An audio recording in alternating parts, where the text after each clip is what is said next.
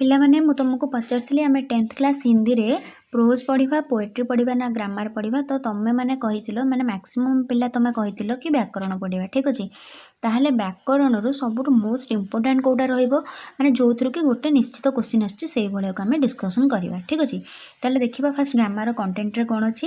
ତାହେଲେ ଗ୍ରାମାର କଣ୍ଟେଣ୍ଟରେ ଯାହା ବି ରହିଲା ତା ଭିତରୁ ତୁମର ସମାନାର୍ଥୀ ଶବ୍ଦ ଗୋଟେ, ବିପରୀତାର୍ଥୀ ଶବ୍ଦ ଗୋଟେ, ପ୍ରତିଶବ୍ଦ ବିପରୀତ ଶବ୍ଦ, ଏଇଟା ତ ଗୋଟେ ମଷ୍ଟ ଆସୁଛି।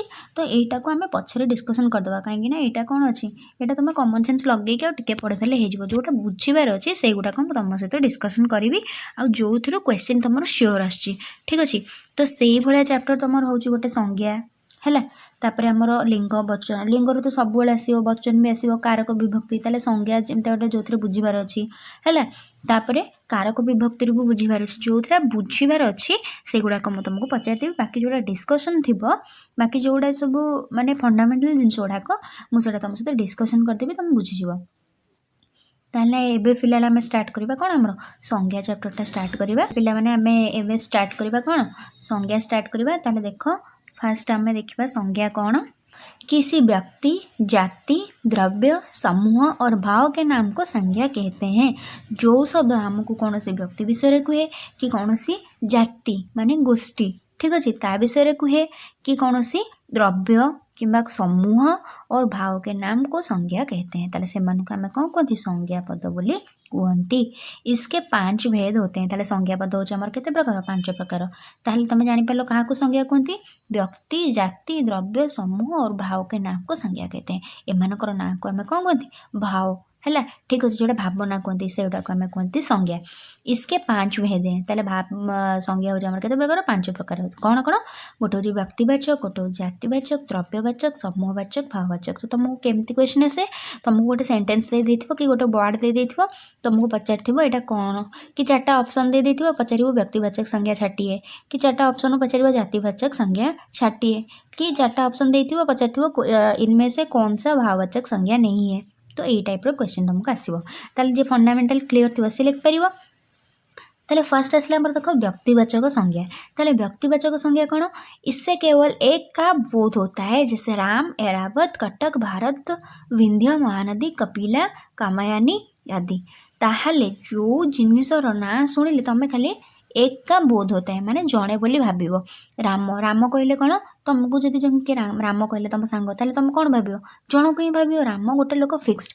ऐरावत, ऐरावत गोटे हूँ हाथीर ना, ठीक अच्छे पिलाने, ताहले सेटा हूँ फिक्सड, से कौन कहती, सेटा हूँ व्यक्तिवाचक संज्ञा। किंतु जितेबाला पिला माने ऐरावत बदल हाथी आसीज, तो हाथी हो तुम जातिवाचक ऐरावत गोटे हाथीर ना, जेहेतु ऐरावत किंतु फिक्सड हो गला तुम कौन व्यक्तिवाचक संज्ञा। कटक, कटक माने कौन, गोटे गोटे कटक। जो भारत कहले कौन, तुम 5टा जगह को बुझ, भारत कहले गोटे जगह को बुझ। विंध्य, विंध्य हिमाचल जो मान रहा तुम कौन गोटे जगह बुझ। महानदी भी कहले गोटे।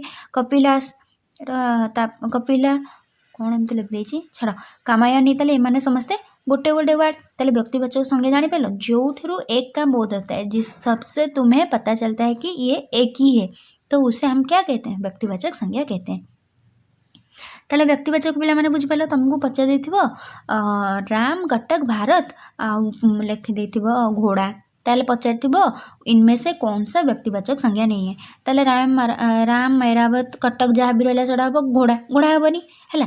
ताले आम धीरे धीरे जावा जातिवाचक। ताले जातिवाचक संज्ञा कहले कौन, इससे एक ही प्रकार की एकाधिक व्यक्तियों, वस्तुओं यानी पूरी जाति का बोध होता है।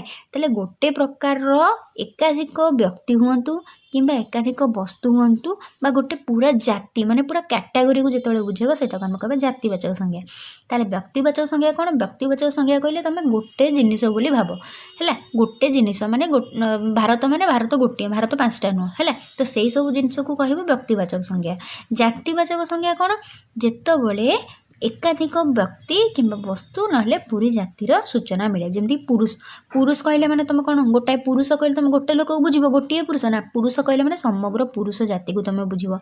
स्त्री माने टोटल स्त्री जाति को तुम बुझ। बालक माने बालक जाति। लड़की माने कई सारे लड़की, लड़की माने से कौन कहले एक प्रकार। ताले लड़की जितेबाला कहूँ, लड़की माने कौन, समस्ते झील जाउछन्ती गोटे प्रकार नहीं, ताले सेटा होछि तुमरो जातिवाचक संज्ञा।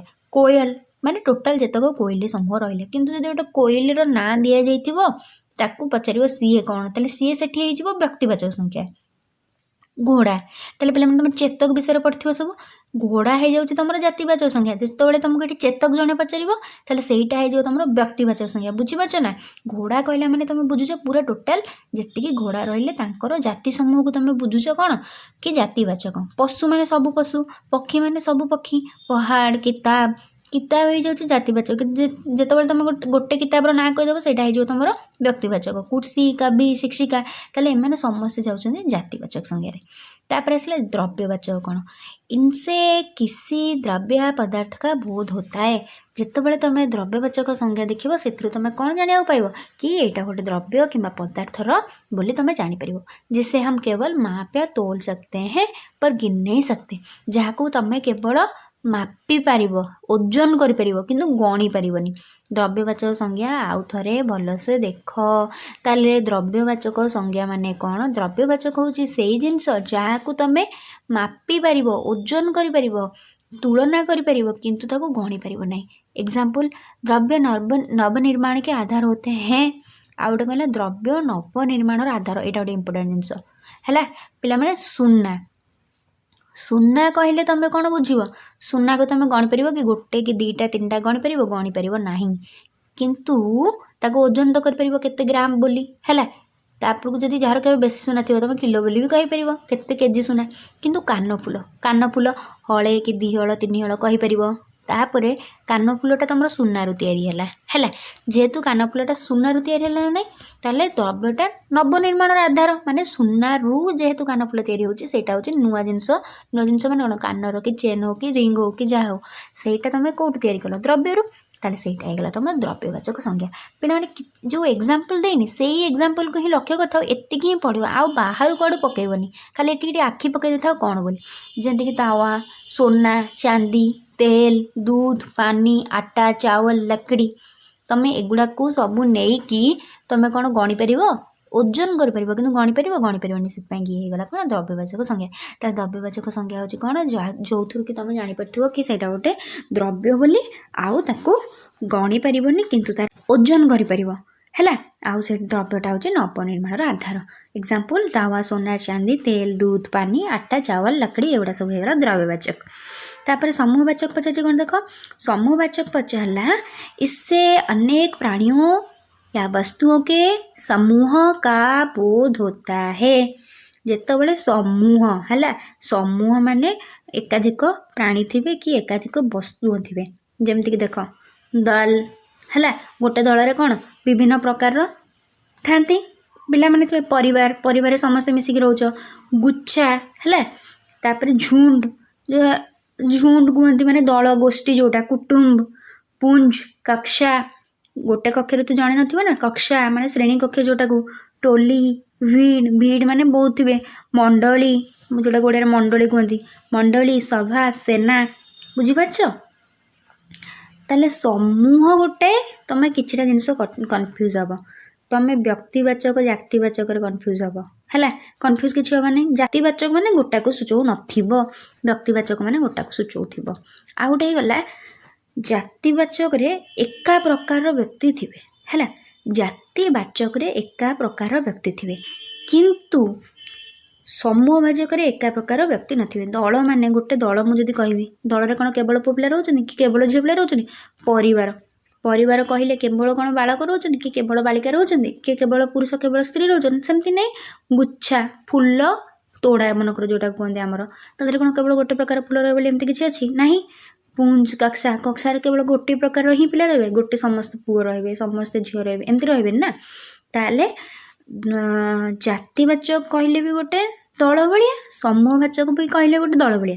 किंतु जातिवाचक एका प्रकार था जमी पुरुष माने समस्ते पुरुष, नारी माने समस्ते नारी, किंतु समूहवाचक समस्ते मिशीमासिकी कौन थांती सेटा है समूहवाचक। ताले कन्फ्यूज हेनी।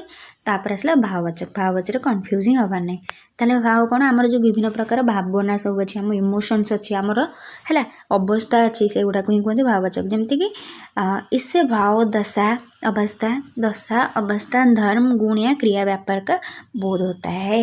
ମାନେ ଯେଉଁଟା ଆମର ଭାବନା, ଯେଉଁଟା ଆମ ଇମୋସନ୍ ଫିଲିଙ୍ଗସ୍ ଗୁଡ଼ାକ ରହିଲା ସେଇଟା ହେଉଛି ଭାବବାଚକ। ଯେମିତି କ୍ରୋଧ ହେଲା, କ୍ରୋଧଟା କ'ଣ ଗୋଟେ ଭାବନା, ଭାବ ସୌନ୍ଦର୍ଯ୍ୟ, ସୁନ୍ଦରତା, ପ୍ରେମ, ବଚପନ, ବଚପନ ଗୋଟେ କ'ଣ ଅବସ୍ଥା ଗୋଟେ ହେଲା, ବୁଢ଼ାପା ବି ଗୋଟେ ଅବସ୍ଥା, ଟହଲନା, ତାପରେ ରୋନା, ଟହଲନା ମାନେ ବୁଲିବା, ତାପରେ ରୋନା କାନ୍ଦିବା, ଲମ୍ବାଇ ଘୃଣା କରିବା, ମମତା, ପ୍ରାର୍ଥନା, ପଢ଼ାଇ, ପଢ଼ାଇ, ଲିଖାୱଟ, ଏଗୁଡ଼ା ସବୁ ହେଇଯିବ ଆମର ଭାବବାଚକ ସଂଜ୍ଞା।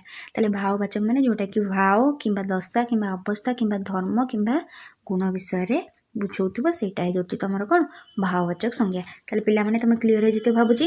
ଫାଷ୍ଟ ସଂଜ୍ଞା ମାନେ କ'ଣ, ଯିଏକି ବ୍ୟକ୍ତି, ଜାତି, ଦ୍ରବ୍ୟ, ସମୂହ, ଭାव के नाम से संज्ञा कहते हैं। ତାହେଲେ ସଂଜ୍ଞା ହେଇଗଲା କେତେ ପ୍ରକାର, ବ୍ୟକ୍ତିରୁ ବ୍ୟକ୍ତିବାଚକ, ଜାତିରୁ ଜାତିବାଚକ, ଦ୍ରବ୍ୟରୁ ଦ୍ରବ୍ୟବାଚକ, ସମୂହରୁ ସମୂହବାଚକ, ଭାବରୁ ଭାବବାଚକ। ବ୍ୟକ୍ତିବାଚକ ମାନେ କ'ଣ, ଯିଏ ଗୋଟେ ଲୋକକୁ ସୂଚାଉଥିବ, ଯେମିତିକି ରାମ, ଏରାବତ, କଟକ, ଭାରତ, ଏଗୁଡ଼ା ସବୁ ହେଇଗଲା ତୁମର ବ୍ୟକ୍ତିବାଚକ। ଏଇଟା ବୁଝିପାରୁଛ ନା। ତାପରେ ମହାନଦୀ କହିଲେ ମାନେ କ'ଣ, ତୁମେ ବୁଝୁଛ ଗୋଟେ ମହାନଦୀ ଗୋଟେ, ସେଇଟା ହେଇଗଲା ବ୍ୟକ୍ତିବାଚକ। କିନ୍ତୁ ନଦୀ ଯଦି କହିବି ତାହେଲେ ସେଇଟା ହେଇଯିବ जातिवाचक। सिंपल। जातिवाचक कौन, इससे एक ही प्रकार के, इंपोर्टेंट जिनिस होला कौन, एक ही प्रकार के एकाधिक व्यक्तियों, वस्तुओं यानी पूरी जाति का बोध होता है। जैसे पुरुष, स्त्री, बालक, लड़की, कोयल, ठीक अच्छे। तापर आसला द्रव्यवाचक कौन, द्रव्यवाचक माने कौन सी द्रव्य जिनस तुम जापर जो द्रव्य को तुम कौन कर पारिबनी, ओजन करि पारिबो किंतु ताको गणी पारिबनी, 1 2 3 4 एमती करी गणी पारिबनी। मनकर सुना टिके नल, सुना को तुम कहि पारिबो कि एटा 1 ग्राम कि 2 ग्राम, किंतु तार 1 कि 2टा कर पारिबो कि, कर पारिबनी। आ सेटा होची द्रव्य होची गोटे नवनिर्माणर आधार। माने सोनारू तुम विभिन्न प्रकार जिनस अलंकार तैयारी कर पारिबो, ठीक अच्छे। तार अलंकार सब सुना किंबा रूपार तैयारी है, ताले सेटा होची तुमर द्रव्यवाचक। आउ एटा को माप तोल कर सकते हैं, माने मापी पारिबो किंतु गणी पारिबनी, द्रव्यवाचक को चिन्हि पारिबो। तापर आसला तुमर समूहवाचक, माने जोटा समूह को बुझाउथबो। समूह माने जोटी एकाधिक प्रकार प्राणी किंबा वस्तु थिबे हैला। कहंतनी कि गाई गोठ, गोठ माने कौन, गोटे गाई थी कि ना, छोटा तादेहरे बाछुरी थांती, गाई थांती, ताले सेटा हेगला कौन समूहवाचक। तापर कहते गोटे दल है, परिवार, आमर परिवार हूँ समूहवाचक। परिवार समस्त अच्छा, बुढ़ा लोक भी अच्छा, यंग लोक भी अच्छा, पुरुष अच्छा, स्त्री अच्छा, छोट पिला अच्छा, समूहवाचक होगा। गुच्छा, झुंड, कुटुंब, तापर पुंज, कक्षा, टोली, तापर भीड़, मंडली, सभा, सेना, तेल एम सब होगा आम समूहवाचक। भाववाचक माने कौन, जोटा आम भाव, दशा, अवस्था, धर्म, गुण, क्रिया व्यापार विषय बुझाए है। ताले पिला माने देखो अच्छा हेले तुमर सेटा हेबनी, किंतु अच्छा ये गले हो तुम भाववाचक संज्ञा। ताले जो भाववाचक संज्ञा ताले एटा केमिति निर्माण करा जाए, यार भी किछि रूल्स अछि तुम पे। पिला माने देखो कुछ भाववाचक संज्ञाएं मूल रूप में होती है, जैसे प्रेम, घृणा, झूठ, सच, उत्साह, साहस, लोभ। ताले किछि भाववाचक संज्ञा अछंती जो माने तांकर मूल रूप जेमति सेमिति ही से माने भाववाचक संज्ञा तांको कुहा जाए। जमती कौन, प्रेम गोटे, घृणा गोटे, झूठ गोटे, सच, उत्साह, साहस, लोभ, एमाने सब तांकर किछि परिवर्तन करिया दरकार नहीं। किंतु कुछ भाववाचक संज्ञाएं जातिवाचक संज्ञा, विशेषण, सर्वनाम, क्रिया और अव्यय से बनती है।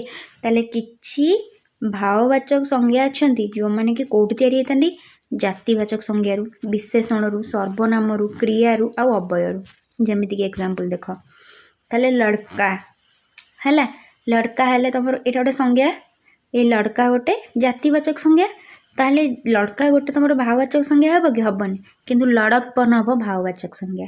ताले लड़कारे लड़कपन हो गले हो भाववाचक संज्ञा। ना एमती पचार एक जातिवाचक संज्ञा दे दी लड़का, पचार इसका भाववाचक संज्ञा क्या होगा, लड़कपन। मनुष्य, मनुष्य जाऊँगी जातिवाचक रे, किंतु मनुष्यता हो तुम भाववाचक रे।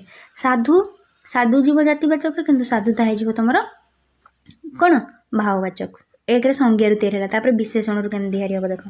ताले खट्टा है, खट्टा गोटे टेस्ट विषय कहूँ जोटा कि गोटे विशेषण, किंतु खट्टास हो गले सेटा हो कौन विषय, सरी सेटा हो भाववाचक संज्ञा। सुंदर, सुंदर हो जाऊँ तुम विशेषण, सौंदर्य, सुंदरता हो गले सी हो तुम कौन, सी हो तुम भाववाचक।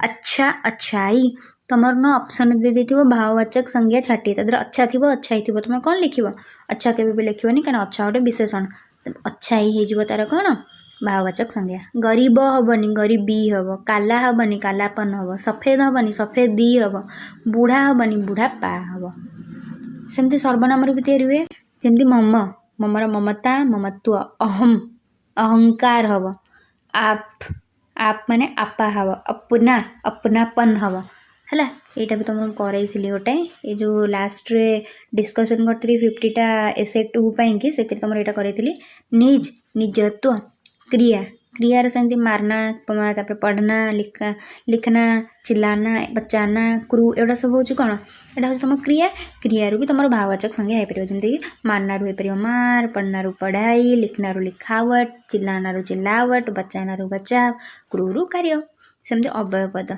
अव्ययपद माने दूर दूरी निकट निकटता अधीन अधीनता ताले सावा सावासी समीप सामीप्य ताले अव्ययपद कौन भी तुमको कही से वीडियो जाए देख तापर आउट रहा टहलना रोना पढ़ना आदि क्रियार्थक संज्ञाएं भी भाववाचक संज्ञा के अंतर्गत हैं। सवेरे टहलना स्वास्थ्य के लिए अच्छा है ताहले ये हूँ क्रियार्थक संज्ञा ताले एटा भी हो तुम कौन जोटा कि सवेरे टहलना टहलना गोटे कौन क्रिया को बुझाऊँगी ये भी गोटे भाववाचक संज्ञा हो। हर समय रोने से काम नहीं चलेगा रोने से यहाँ भी गोटे कर्म क्रिया हेले भी तो सॉरी गोटे क्रिया क्रिया हेले भी तुम यहाँ भाववाचक संज्ञा हम। आपके आने की सूचना पाकर मैं पढ़ने लगा ठीक अच्छे। ताल पिलामाने आज तुमको संज्ञा विषय में कहली संज्ञा केते प्रकार 5 प्रकार संज्ञा क्या कहती 5 प्रकार संज्ञा केमी चिन्हब आ तार भाववाचक संज्ञा केमी तैयारी करा जाए है सेटा कहली। जदि तुम मानक वीडियो भल लगे तो लाइक कर डाउट थे कमेंट कर सांग मान भितर शेयर कर सब्सक्राइब करदे। Thank you.